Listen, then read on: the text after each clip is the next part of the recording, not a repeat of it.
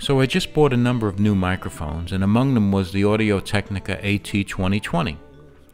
And of course I wanted to get a pop filter because my plosives are prodigiously precarious. But since I only paid about $75 for this microphone, I didn't want to spend $50 or even $20 to get a pop filter. Now there's a pretty neat video on YouTube that shows how to make your own pop filter, and I'm going to show you part of it at the end because it may just disappear and then you wouldn't be able to do this. Now this video was made by Mark M001, and I like the way he made the actual filter itself, but the mounting of it, well, it's not as professional as I wanted it to look. So I designed a little pop filter holder specifically for the AT2020. It's only 2 pieces of wood and a few screws, and it makes the filter look professional. So here's what you need. 1 piece of wood that's 3/8 inch thick by 4 inches long by 1 1/4 inches wide. A 5/8 inch dowel 3 3/4 inches long. A 440 by 3/8 inch long machine screw, and a 1 5/8 inch long coarse thread drywall screw. In the 4 by 1 1/4 inch piece of wood, drill a 3/4 inch diameter hole centered on the 1 1/4 inch width and 5/8 inch down from the top. On the other end, drill a 3/16 diameter hole to accept the drywall screw. Position it 3/8 inch from the bottom and centered on the width. You'll notice I tapered the piece 1 1/4 inches on the top and 3/4 inches on the bottom and cut away the excess material. Now using a 5/64 inch bit, drill a hole on the side of the piece through into the 3/4 inch diameter hole. Thread the 440 screw into that hole, but don't let it protrude into that big 3/4 inch hole quite yet. Now on one end of the dowel, drill a pilot hole for the drywall screw at least 1.5 inches into the dowel.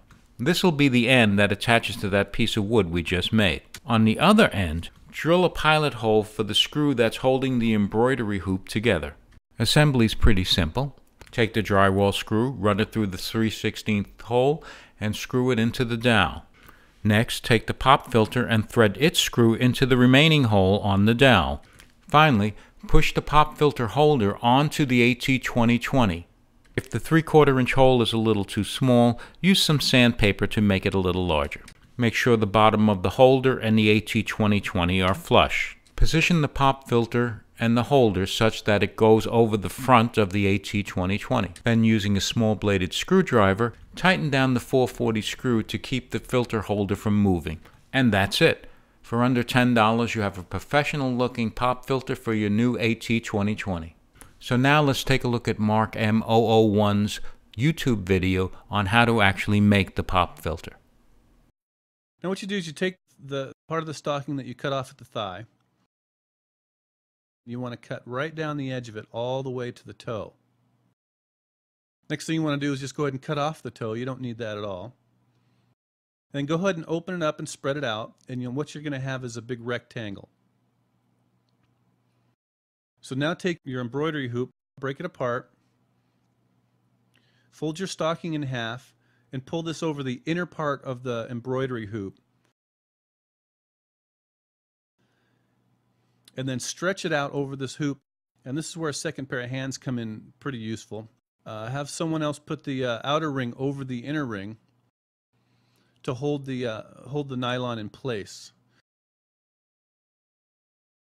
Go ahead and tighten it down a little bit, but not too much, because what you want to do is you want to go around the whole edge and stretch out the nylon. Not too much. You don't want to tear it or rip it apart or anything like that. Just give it a stretch so it's nice and taut.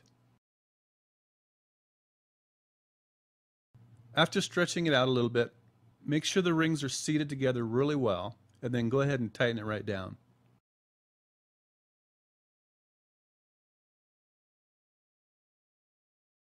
So now you have your pop filter with all this extra stuff, and just go ahead and trim all the way around and get rid of all the extra stuff hanging. And there's your pop filter.